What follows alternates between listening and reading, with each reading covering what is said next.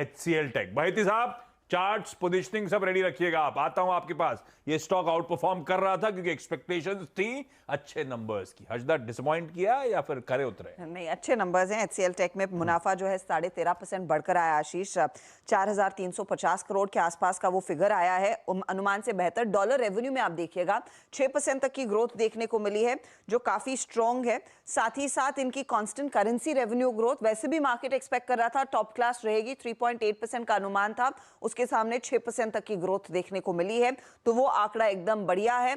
Margin के front पर भी आप गौर करिएगा, 140 बेसिस पॉइंट का इजाफा। अनुमान था कि मार्जिन कुछ इंप्रूव होंगे, लेकिन इतनी ज्यादा इंप्रूवमेंट की उम्मीद नहीं थी। अब आप गौर करिएगा कंपनी क्या कह रही है कि आने वाले समय में, यानी कि FY24 में रेवेन्यू ग्रोथ क्या रहेगी। याद रखिएगा इन्होंने करीब 5 to 6% तक का बैंड दिया था, उसको हल्का सा ऊपरी लेवल से ट्रिम किया है।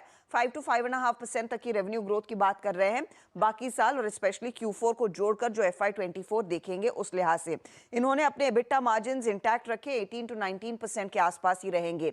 नई डील्स, ये इनफैक्ट इस पर्टिकुलर क्वार्टर में $1.93 बिलियन की डील्स इन्होंने साइन की है। अट्रिशन नियरली 13% के आसपास है।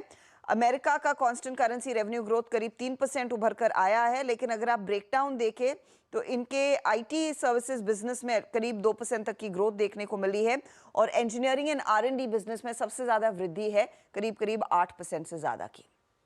HCL टेक नंबर्स तो खैर अच्छे हैं। अब नंबर्स अच्छे हैं या फिर हमारी एक्सपेक्टेशन थोड़ी सी ज्यादा म्यूटेड थी, हमने डिलीवर जो करना था वो करा, तो बाजार एक्सपेक्टेशन से बेहतर परफॉर्मेंस आता हुआ। लेकिन बैती साहब, ये पता था कि सारे दिग्गज IT में सबसे अच्छा परफॉर्मेंस इसी का आना है, इसीलिए इसमें एक्यूमुलेशन चले जा रहा था। कितना और गुंजाइश, आप खरीदोगे नहीं खरीदोगे? अब क्या व्यू बन रहा है HCL टेक को लेकर?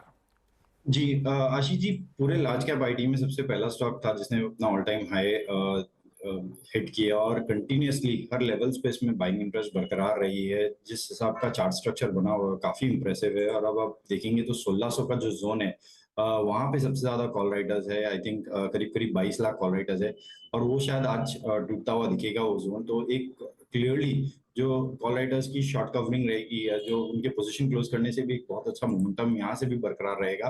कोई भी इंट्राडे डिप आता है तो उसमें खरीदारी की सलाह रहेगी। जैसे इन्फोई में भी हमें फ्राइडे के सेशन में एक इंट्राडे डिप मिला था, और वहां से भी एक अच्छा पोजीशन बनाया जा सकता है।